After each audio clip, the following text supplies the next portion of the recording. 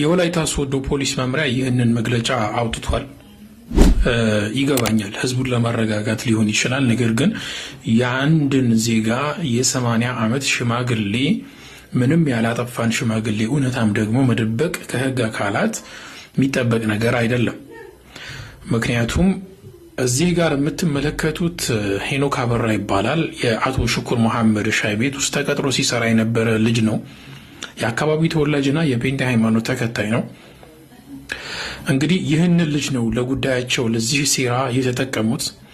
ይህ ጉዳይ ከተፈጸመ በኋላ ፖሊስም መጥቶ ሌሎችም የሃይማኖቱ ተከታዮች የአካባቢ ወጣቶች በመጡበት ሰዓት አቶ ሽኩር መሐመድና ልጃቸው በቦታው ስላልነበሩ ተጠርተው ሲመጡ በዛ ግርግር ውስጥ አንድ የጠየቁት ጥያቄ ነበረ። አሁንም ፖሊስ መጠየቅ ያለበት ጥያቄ ይህንን ነው።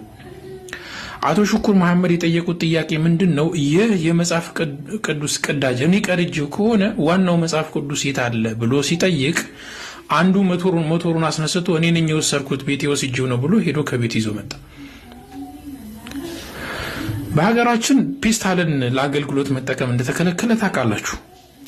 ጋዜጣና ወረቀት በኪሎ እየገዙ ነው የሚጠቀሙት እኚህ ሰዎች። ምናልባት በብዛት ወረቀት በሚገዙ ሰዓት ተቀላቅሎ መጥቶም ከሆነ በሚል ሲያጣሩ እንደዛ አይነት ነገር የለም።